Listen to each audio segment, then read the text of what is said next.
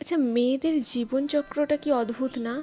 যখন সে শিশু থাকে তখন সে বাড়িতে কত আদরে আবদারে থাকে। যখন বড় হয় তখন তার কলেজ চলে, স্কুল চলে। আর একটু বেড়ে উঠলে বাবা মা চিন্তা করে তার বিয়ে দেওয়ার কথা। আর শ্বশুরবাড়িতে গেলে তার জীবনটা হয়ে যায় অন্যরকম। গুড মর্নিং এভরিওয়ান, কেমন আছো সবাই? আশা করছি সবাই খুব ভালো আছো, আমরাও খুব ভালো আছি। আজ হচ্ছে সোমবার, এখন বাজে সকাল 10টা। আজ এখন থেকে ব্লগটা স্টার্ট করছি। আবার নর্মাল লাইফে ব্যাক করেছি, তবে এই লাইফটা হচ্ছে আমার এখানে, মানে আমার বাড়িতে লাইফ। যখন ওখানে থাকি তখন তো অতটা, মানে তখন একরকম লাইফ, মানে লাইফস্টাইল, এখানে একরকম লাইফস্টাইল। তো সারাদিন কি করি না করি সবটা তোমাদের সাথে শেয়ার করব। আর কালকের ব্লগ নিশ্চয়ই তোমরা এনজয় করেছো, তো তোমরা দেখতে থাকো সারাদিন কি করছি না করছি। আর আজকের ব্লগটা আমি এখান থেকে স্টার্ট করলাম। চলো, খাবে এখানে খাবে না ওই বাড়িতে খাবে? এখানেই খেয়ে নাও, কারণ এই রোদে আবার যাবে আর করবে। দেখছি না, এখন তো রান্না বান্না করতে হবে, সব মা কাটাকুটি করবে। এমনিতে তো 10টা বেজেই গেছে। কি করবে তাড়াতাড়ি জানো। এখন তোমাদের দাদা ভাইয়ের হচ্ছে কঠিন পরীক্ষা, এখানে খাবে না ওখানে খাবে, বুঝতেই পারছো। তো এই কঠিন পরীক্ষার প্রশ্নটাকে আমি দিয়ে দিয়েছি, এখন অ্যান্সার করবে ও। বিয়ে হয়ে গেলে না মেয়েদের বয়সটা কোনো ম্যাটার করে না। যে 16 বছরের তারও যেরকম জীবনযাত্রা, যে 30 বছরের তারও সেরকম জীবনযাত্রা। অ্যাকচুয়াল বিবাহিত জীবনের লাইফটা কিন্তু সবার জন্য একই রকম। শ্বশুরবাড়িতে কিন্তু তোমাকে সবাই ছেড়ে দেবে, কিন্তু কেউ ছাড় দেবে না। তাই এই কথাটা মাথায় রেখেই কিন্তু চলা উচিত। তো যাই হোক, আমরা এখন ব্রেকফাস্ট করছি। ব্রেকফাস্টে আছে ডিম আর পাউরুটি আর বাটার। গরমে এটা খাওয়া যদিও উচিত না, তবুও মাঝে মাঝে এমার্জেন্সি পারপাসে তো খেতেই হয়। যখন হাতের কাছে তেমন বানানোর কোনো ইচ্ছা থাকে না, তখন এটাই হচ্ছে আমাদের সঙ্গ দেয়। তো বিয়ে হয়ে গেলে না জীবনটা বড় অদ্ভুত হয়ে যায়। এটা আমার না, এটা সব মেয়েরই।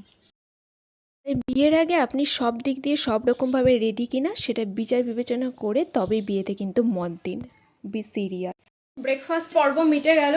এবার প্রত্যেক দিনের যে কাজটা থাকে হচ্ছে বিছানা গোছানো, সেটা এখন করতে হবে। আর এখানে তো একদম শুনশান, আমাদের যা ভালো ঘুম হচ্ছে। সকালবেলা উঠে একদম পর্দা টর্দা সব টেনে দিচ্ছি। এই যে এখন পর্দাটা সরাই, এই দিকেরটাও এখন সরাই। এখন একটু ফাঁকা থাক, তারপর যখন রোদটা আরও বেশি বাড়বে তখন লাগিয়ে দেবো।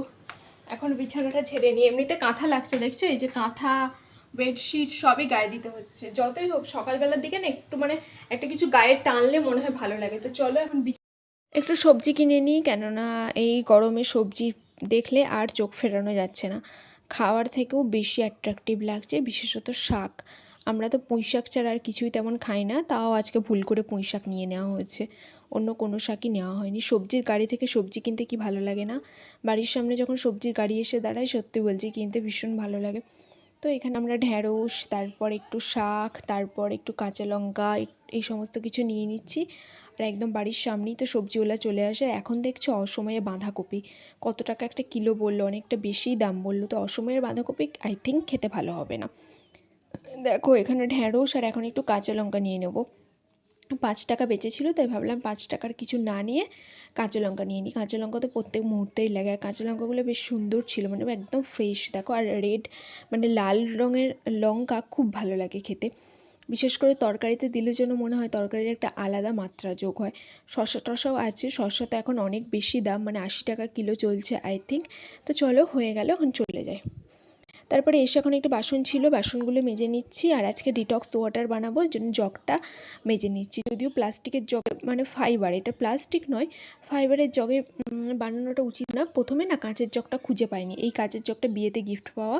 তো এখন এটা ভালো করে পরিষ্কার করে নিয়ে এটাতেই এখন ডিটক্স ওয়াটার বানাবো।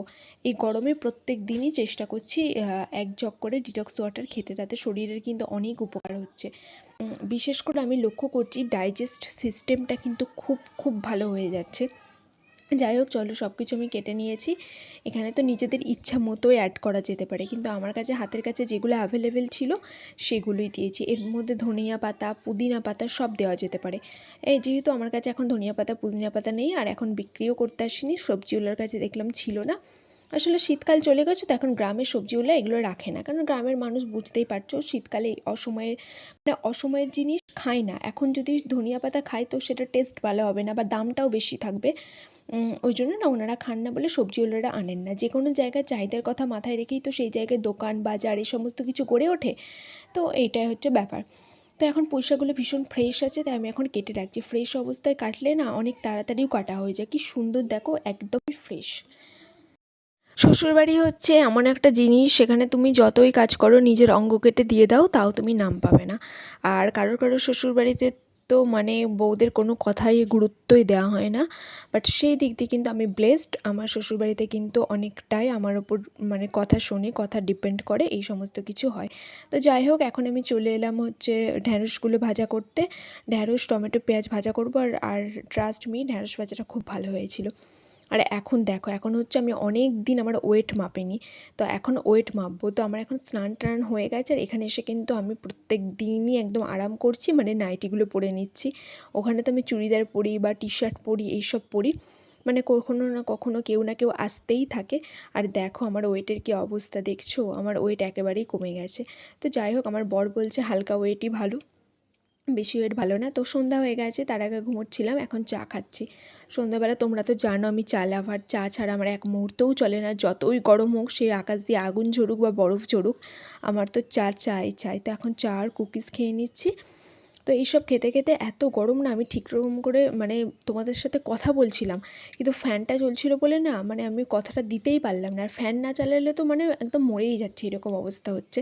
তো এই গরমে এটাই একটা অসুবিধা হবে। তো কিছু করার নেই, এত কঠিন শীত যখন কেটে গেছে, কঠিন গরমও কেটে যাবে, সব পরিস্থিতিই কেটে যাবে। দিন তো চলেই যাচ্ছে, সময় চলেই যাচ্ছে, যতদিন আছি খুব ভালো করে থাকবো। হয়ে গেছি, যাচ্ছি হচ্ছে সেই জামাগুলো ফিট করতে দিতে।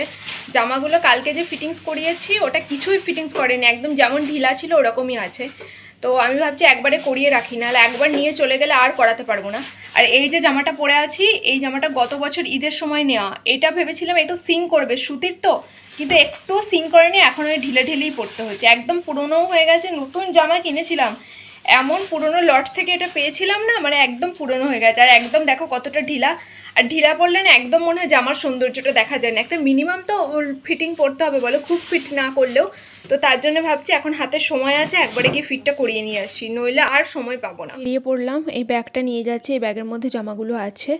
আর বাইরে এই সময়টা ঘুরতে বেশ ভালো লাগে। এবার রাস্তা দিয়ে যতক্ষণ যাব ততক্ষণ গাছপালা আছে, তো খুব সুন্দর হাওয়া।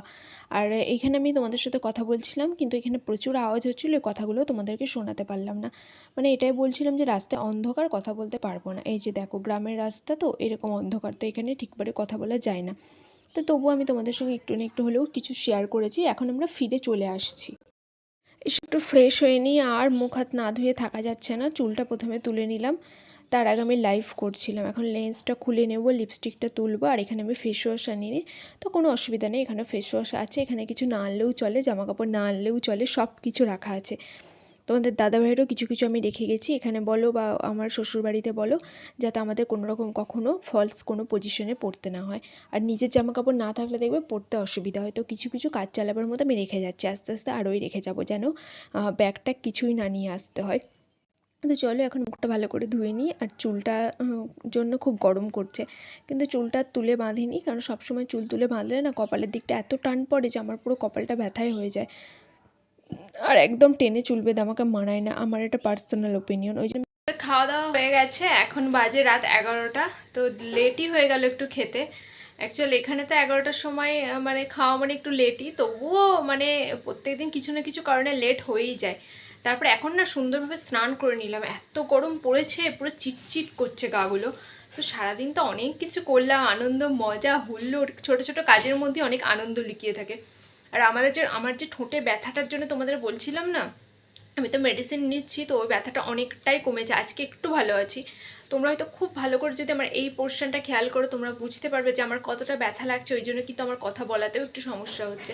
তো যাই হোক, চলো আজকের ব্লগটা আমি এই পর্যন্তই রাখছি, আশা করছি তোমাদের ভালো লাগবে। যদি ভালো লাগে তাহলে পুরোটা না টেনে দেখো, আর নতুন যদি কেউ দেখে থাকো অবশ্যই ভালোবাসা দিয়ে সাথে থেকো, আর চ্যানেলটা অবশ্যই সাবস্ক্রাইব করে দিও। চলো টাটা, বাই, গুড নাইট।